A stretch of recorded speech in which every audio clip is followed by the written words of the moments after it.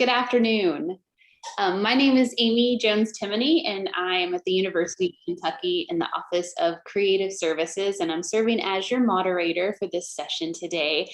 The name of our session is Identifying and Promoting Faculty Research, and we have with us Preston Sparks, who is the Director of University Communication Services at Auburn University, and Charles Martin, who's also from Auburn University. He's the Senior Editor in University Communication Services as well.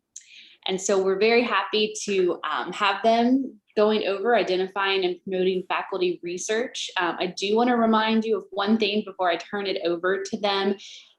Please leave your cameras and microphones muted. So just wanted to pass that along. At the end, we will be taking your questions and I'll try to moderate those. So please drop those in the chat. And then after the presentation, we will be sure to try to get to as many of those as possible. Thank you. All right. Well, thanks so much for the introduction, Amy. And hello, everyone from Sanford Hall at Auburn University. It's quite an honor to present as part of this year's SECCA conference, and we greatly appreciate the University of Alabama for hosting. I'm Preston Sparks, and today my colleague Charles Martin and I will be walking you through a presentation that we offered this spring to the faculty here at Auburn as part of the university's annual Research Faculty Symposium. We saw it as a great opportunity for selling our faculty on the importance of attracting the media spotlight on their research work, and we hope this serves as a helpful example of how you too can encourage your faculty to work with you and your college communicators in identifying and promoting research. Now, the main focus of our presentation was detailing for our professors 3 key questions about the topic of garnering news coverage. First, as you can see here, we discussed why it's worth their time, and then we moved on to what makes news, and finally, we discussed how they can work the process. So first and foremost, we told our faculty that we understand that it must be worth their time. Everyone's busy. They need to know that the reward of reaching out to media can include many great outcomes for them, their work, and their college, school, unit, as well as the university as a whole. And so we figured where better to start than with a few testimonials from their own colleagues, some of our rock star professors, if you will, who get it and have worked with us closely to land media hits with a lot of success. So this slide here, you see James Barth. He's one such professor who often advocates for his work. He's always willing to dedicate his time to media exposure. And here's what he had to say. He said, "My goal as a researcher is to have a positive impact on promoting public policies that improve the lives of people around the world. I realize this could be better done if a broad group of people know about my research, and therefore I've tried quite hard to get various news media to cite my work. I was delighted when, with the help of individuals like Charles Martin, Joe McAdory, and their communication colleagues, the effort was successful. My op-eds in places like the Wall Street Journal, the New York Times, and the Washington Post resulted in invitations to testify before U.S. congressional committees and appear on such shows as PBS, CCTV, and NPR. This exposure led many more people to know about my research and even to encourage me to do additional research into related and new areas. Our media people are here to help us to promote our research," he said, "so let's let them do so." Now, the next slide shows a quote from Linda Gibson Young. She's an associate professor in our School of Nursing, and she's also been a big proponent of gaining the media spotlight. And she basically stated that she wanted to connect research outcomes with the media, since this connection provides opportunities to educate the public on science specifically related to our areas of interest. As faculty, staff with Auburn University, we have dedicated time and effort to research and have results to share with the public. Now is the time to connect and relate the impact of your outcomes with the community, and this is where change begins. And finally, we let our faculty hear from the Dean for the School of Forestry and Wildlife Sciences as to how media exposure can help gain needed awareness of a school and its mission. And he says the university's Office of Communications and Marketing is extremely valuable to the success of the School of Forestry and Wildlife Sciences teaching, research, and outreach missions. By serving as a window, he said, its coverage of our research and other programs elevates the profile of the school among its peer institutions, positions our faculty as experts in their field, attracts potential collaborators across the country, and abroad and garner support from our agency and industry partnerships. As public awareness of our research has grown, so too has the reputation of the school to address complex natural resource challenges, to create well-qualified professionals and impart science-based solutions to improve citizens' quality of life and the environment. So we'll go to the next slide. And basically, just through those three testimonials, what did we let our faculty know? So we let them know that getting their work into the media spotlight is worth their time because, one, it can build partnerships with agencies and industries. Two, it can result in increased funding by way of grants, donor support, and so on. Three, it can attract students and even new faculty. And four, it equips citizens with the knowledge of research findings to solve pressing issues. Now, to the far right here on this slide, you'll see an example we shared with faculty about how we promoted a new major in the School of Forestry and Wildlife Sciences. Charles Martin worked with that school's communicator and others to produce a news release that was pitched to a wide range of media. That story received plenty of media coverage, both regionally and nationally. We let our faculty know that such coverage can result in millions of audience views, and it's worth thousands in publicity value. It was soon after that story hit the newsstands, online, and in social media that the School of Forestry and Wildlife Sciences let us know they were receiving many inquiries about the new major. So that was definitely worth the time that was invested. And our sharing of that example with faculty further reinforced the testimonial of that school's dean. Now we'll go to the next slide and we'll talk about with that why establish. We next needed to show our faculty what we're looking for that might have a good chance of making news. So to determine that, we told our faculty that we need to focus on the key elements of news and how to find news in the world of higher ed. We also discussed expectations, meaning where certain types of news should land. We'll go to the next slide and you'll see the three key elements to national news, as many of us are all aware, pretty straightforward. First off, you definitely need a subject with broad appeal, something that's in the national discussion or a topic we all face. The example we shared for that point involved the upper left picture of Dr. Bridget King, a professor in our Department of Political Science and a contributor to our Elections Center program. Back in October, our office worked with Dr. King and several other elections experts from that department to put on a webinar for the public and the media about what to expect with the 2020 elections. That specifically involved polling places, weights, election security, and more. And that webinar had many internal and external attendees, including media, and it led to quite a bit of media coverage, approximately 86 million views to be exact, from the likes of MarketWatch, the Associated Press, and much more.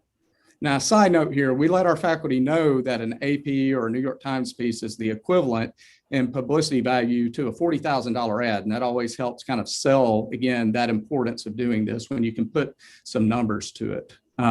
Such exposure in this particular case helped further establish our political science professors as experts on a national topic. And it served to encourage the professors involved to begin sharing their work with us more frequently and to become quicker at responding when we received election-related media inquiries. As such, I would definitely encourage you all to consider offering such Zoom panel events to the media in your campus community, as it actively involves your professors in the process. And with the presentation being virtual, it serves up content to media nationwide, as opposed to only local or regional media with an in-person event. Beyond our advice to professors to look for stories with a broad appeal, we also let them know it sometimes only takes the wow factor to garner national media attention. Now, to the far right is an image of a rooster and an interesting headline that accompanies it. Yes, shockingly, a 76-year-old woman was actually pecked to death by a rooster while gathering eggs. That's definitely wow when you see that headline. And the USA Today reporter who wrote this article was familiar with one of our professors from a previous pitch our office had made. So he contacted us to include a quote from Dr. Diana Barraza, who's an assistant professor of poultry sciences. She advised cautionary measures when dealing with an aggressive alpha chicken. Now, while this coverage didn't specifically address Dr. Barraza's research or a certain project, it did further establish her nationally as an expert in the field. And just another side note here, I recently had a conversation with the producer for CBS Evening News about story pitching and what they look for in terms of stories. She said a good national story must be able to be summed up in 2 sentences.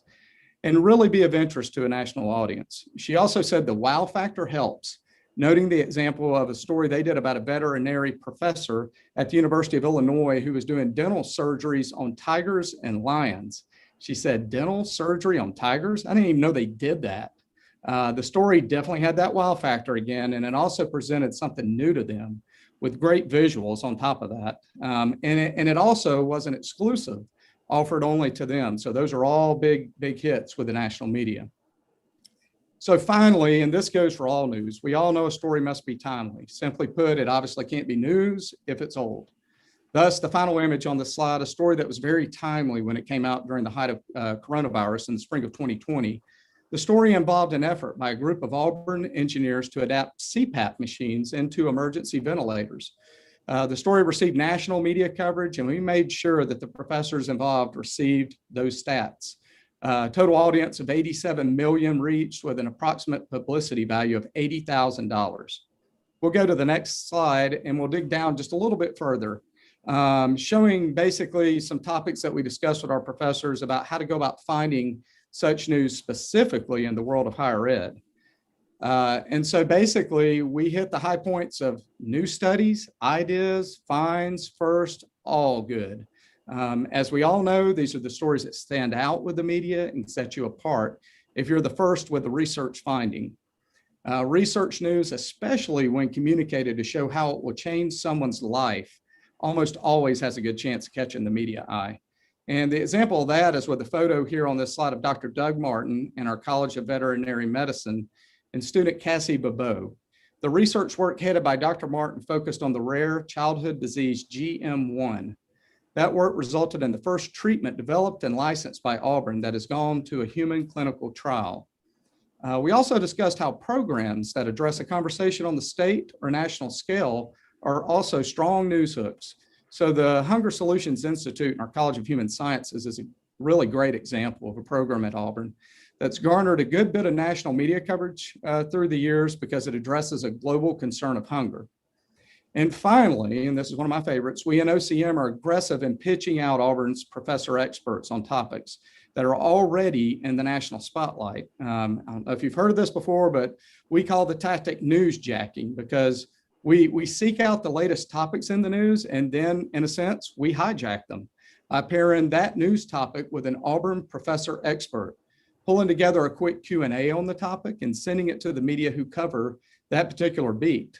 We call these features expert answers. And if you'd like to see some that we've done, you can go to our website. That's auburn.edu/experts. You can see many of the Q&As we pitched in the past couple of years there. So we encourage our subject matter experts on campus to contact us about their area of expertise so we can be aware of their work and match that with the timely topics they might be able to discuss with the media. Now we'll go to the next slide, where we also spoke about expectations and where the news should land, meaning where we would be pitching a story. So one of the first questions we always ask as communicators, of course, is who is the intended audience? If the story or news only has an internal focus on campus, then we might only want it to go in our internal e-digest. If the story has a broader appeal, it might then be something we pitch to local media. And if it's something you'd like the movers and shakers to know about throughout the state, perhaps we consider an AL.com or Business Alabama. With a much larger story, there could be the potential to pitch the story nationally. And we let our faculty know up front what to expect in terms of coverage and how our office can help pinpoint certain reporters through our use of the online tool Cision, which I'm sure many of you are aware of and use. We also discuss whether this is more of a print story or if it might have good visuals that could cause it to be a candidate for TV. And in that case, we might consider a video interview and possibly shooting B-roll action footage to accompany our pitch to broadcasters. We even have a small LTN interview studio on campus that upon request by media can connect our professors live with reporters for interviews. And with our releases, we'll sometimes include a media note at the top mentioning this option if the story involves a professor who is skilled at on-camera interviews. Now, beyond that, we also let our professors know how to work the process. And so for those details, I'm now going to welcome in Charles Martin, and he will walk you through those steps. So, Charles? Thank you, Preston. And we told faculty during our presentation, and the slideshow you're watching now is pretty much what we presented to them.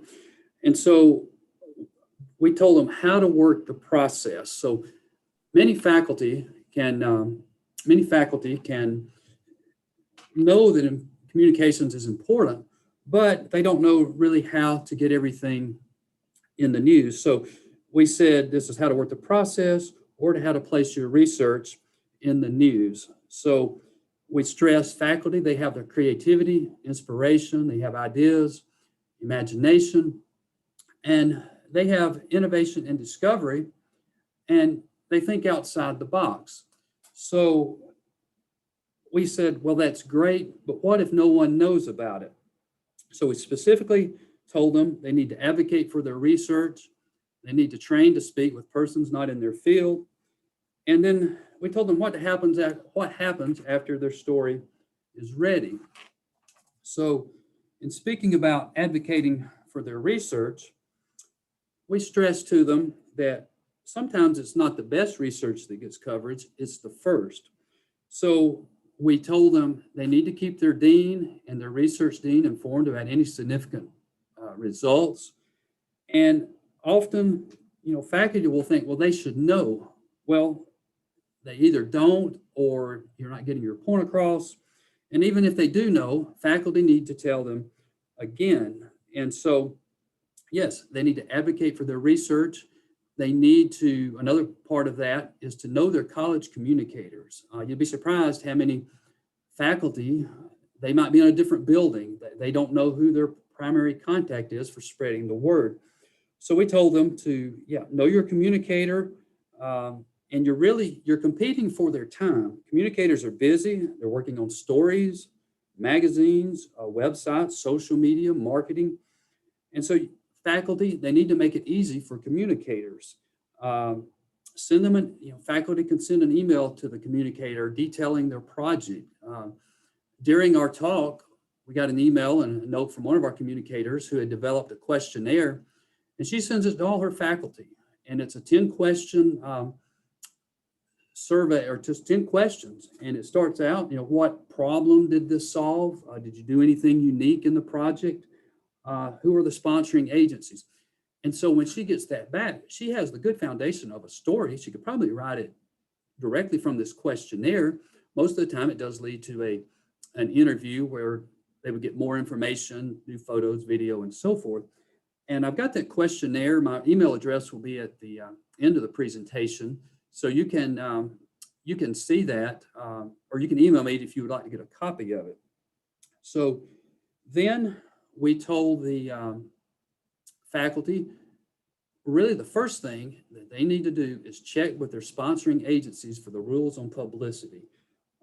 If you're like me, you've gone through the process and you have something ready to send out a news release, post online, send it through social, only at the last minute to find out that, hey, the sponsoring agency does not want publicity. There's a clause in the contract that says you can't talk about this, or it might have an embargo date.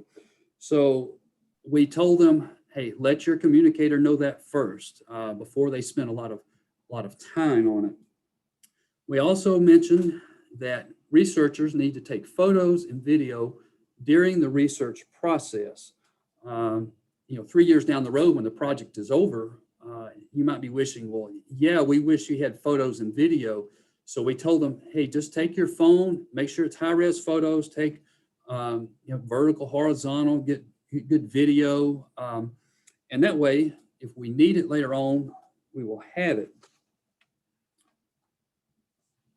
So then we told the faculty that they need to train to speak with persons who are not in their field. And the first thing we emphasized was to do an interview with their college communicators, which that's excellent preparation for speaking with a reporter. We told them to be enthusiastic, speak in layman's terms, don't use the jargon. And we told them if you use general language that we can understand, that the public can understand, then that really enhances the likelihood of their research being publicized. And the goal of publicity will be defeated if the reader doesn't understand what the faculty member is working on. We also stress to faculty that media training is available. We can do one-on-one. We can do it for a college. In fact, after our presentation, the research dean for the College of Human Sciences approached us and say, hey, can you develop a presentation for our faculty? And we're still in the process of that and hope to do that soon now that the COVID restrictions are winding down. So we can do that one-on-one through departments. We also let them know that our office from time to time presents a media training seminar through our Human Resource Development Department. That usually comes up, it used to be like every spring. I'm not sure how often it comes up now, but that is another possibility for our faculty. And we've had good success with that. So then we told them what happens after their story is ready. And Preston touched on this somewhat. We need to let them know that it doesn't just go on our website. We send it to media, we send it to industry media, social media. We can pitch specific reporters. And we told them about the media software we use called Cision. And they really seem to like that because, they're just not familiar with exactly what all we have access to. And so we let them know, hey, we can hit people literally all over the world with your story. And so that created more buy-in from the faculty. Another key point that we stressed was that they need to be ready for a follow-up interview with media. We do the story. We've had this happen. I've had this happen to me where you work on this great story, you send it out. Well, then the first media person that calls, and it might be somebody big, might be a CNN, and suddenly the professor, while he was comfortable with us, doesn't want to do an interview with somebody like CNN, and which was, that puzzled us. But so we told them, hey, we can be there. I mean, if you get a request directly to you, tell them, hey, let me check, I'll call you back. Then the faculty could call us, and we let them know we can be there to help with that, or your college communicator can help with that. So we let them know that the story just does not end once we get our part done. They need to be ready to promote their research one-on-one with a reporter. We told them don't go beyond their area of expertise. Explain, get it so the reporter will get it correct. And as you're probably aware at your college, sometimes faculty, they get upset because reporters make mistakes. And we told them this is going to happen. We said, if it's a small mistake, just don't worry about it. It's not that big of a deal. If it's a big mistake, contact our office or contact the college communicator and let us handle it. Let us get with the reporter. We can work that out. But mainly, we just wanted them to know that mistakes are made, but you get great publicity. If it's small, don't worry about it. If it's big, we'll take care of it. Oops. And now, I'm going to turn it back over to Preston, and he'll talk about this slide that you're looking at that developed directly from the seminar we presented. So I'll turn it back over to Preston.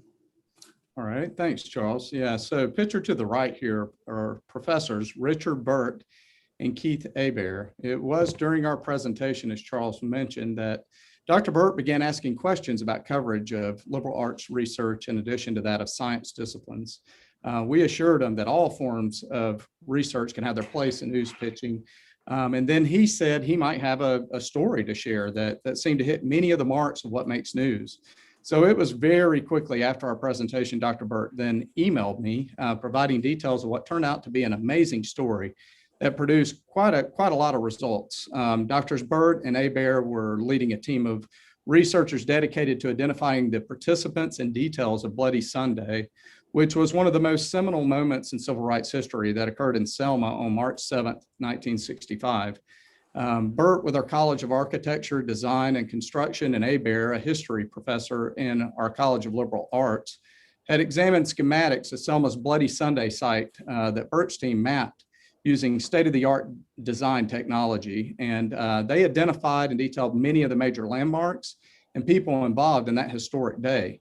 So, this had all of the needed elements that we were looking for in a story, especially a national story.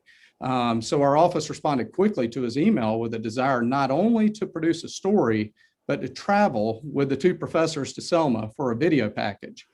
And when all was said and done, we had a story that was pitched in line with the anniversary of the Selma March, and it landed with coverage among the likes of CNN, Yahoo, and MarketWatch. So we saw that immediate result from offering our training webinar. And we continue to hear from professors who wish to share their research and expertise as a result of that presentation.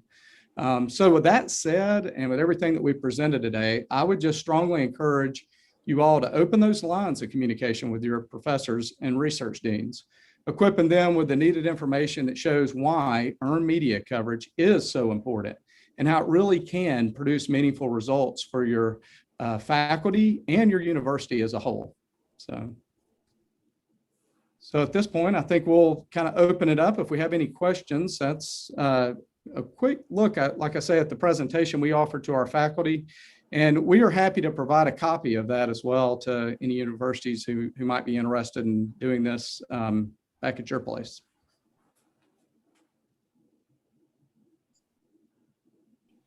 Thank you so much. It was very interesting. I'm glad I was able to be in on this today. Do we have any questions for Preston and Charles? Okay, AC Jones 12. Yeah, hey, this is Adam Jones. I work at the University of Alabama, just up the state from y'all. Was wondering when you do your expert pitches, do y'all use how do you sort of stay current on that? Do you use Profnet, or you just have staff devoted to sort of scanning for the latest breaking news? How do you work that? Yeah, I can take that one. It's more the latter of the two you mentioned. So we have 3 key writers and editors on our team. Of course, there are many more campus communicators throughout the different colleges and schools. Within our centralized office, we are looking every day constantly at national news, and we're saying, okay, this is breaking right now. We need to jump on this quickly and get someone involved. If there's a big dip, say in Wall Street, we see, the Dow Jones just dropped 600, 700 points. We're going to want to contact business real quickly and say, hey, can we, get this professor or that professor to quickly comment? Sometimes that can mean an expert answers where it's a Q&A, which does take a little more time. So that might take a day or 2 lead time.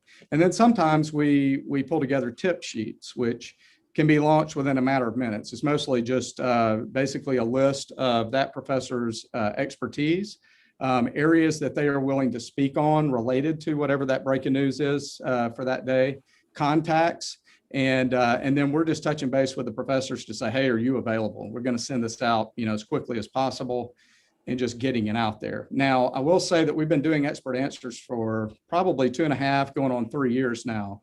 And so a lot of our college communicators throughout the university are starting to look as well for us now for national news, and they're starting to offer ideas. And so they're kind of joining in on that project and that concept. And I will say too, we take the Q&As from expert answers and we share those within our internal digest, as well as in social media sometimes. And so the internal digest, the emails that go out to our faculty and staff, that's critical because their colleagues see them sharing their expertise, and that encourages them to say, well, hey, how about me? And so we, in the 2 to 3 years we've been doing this, we've seen an increase of professors contacting our office and saying, hey, I have an expertise in this area. I'd love to write an expert answers. And, of course, we try to still, it's got to be connected to something timely in the news. But, typically that's easy enough to do. And it's really worked well. So I would definitely encourage that's, it's just a quick hit, quick way of getting out the expert to the media, but doing so in a way that's sort of hitting the reporter where they are, rather than saying, hey, we have a story and we want you to write about it. You're coming to the reporter saying, I know you're already working on this story. I know you're going to have to turn something in today. And by the way, I'm here to help you. And here's the person who can do it. Great question and answer. Let's see, two people raise their hands. We'll start with Rod. Thanks, Amy. Great job, Preston, Charles. Appreciate y'all sharing that great insight there. I was curious about how you work with your communicators across campus and specifically with pitches. So are they allowed to go directly to reporters with pitches and publications? Do you prefer that come through you guys, or is it kind of a case by case? And, what if that communicator has a relationship already with a reporter? I'm curious how that works at Auburn and how you guys approach that. Charles, I don't know if that's one you'd like to take, but either one of us could. Yeah.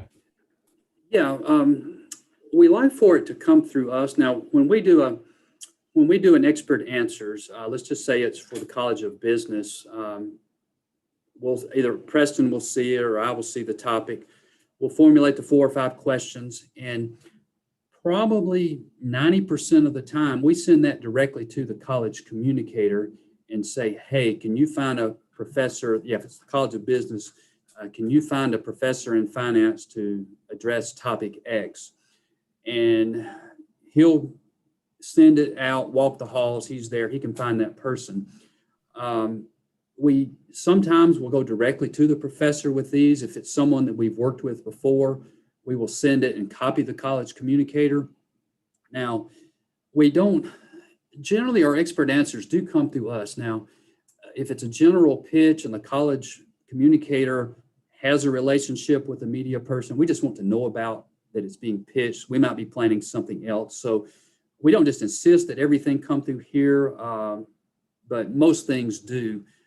We just want to know about it in case we've got something else happening. And as Preston said, a few of the communicators, they come up with these ideas on their own. We even have some faculty who will send in things really unsolicited that we send out, and they get good coverage as well. So yes, most things come through here, but we don't object to colleges sending some stuff, pitches, if we know about it and if they have that relationship.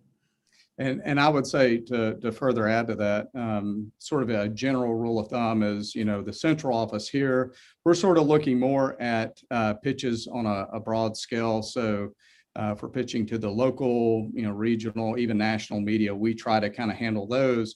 But if there are trade pubs that, are going to be pitching, we do defer to the colleges and schools and say, certainly if they have a relationship with a special publication, again, a trade pub, more than happy for them to send, but we also can assist with that as well. So it's a really good partnership.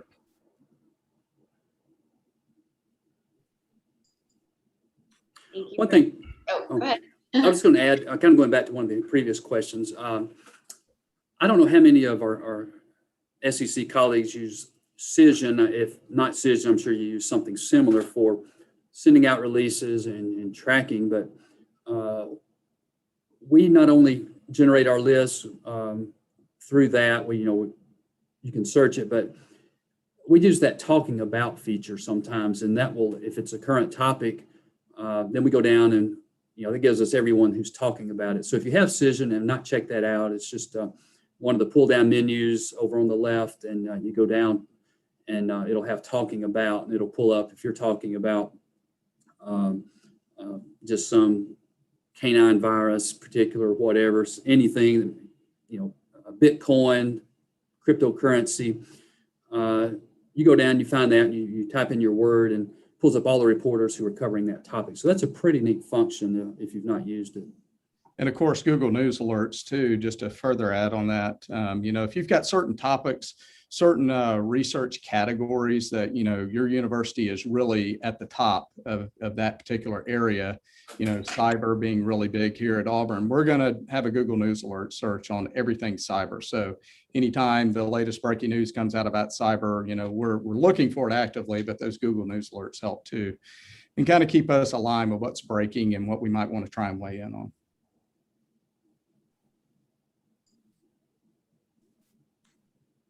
Thank you. Any other questions?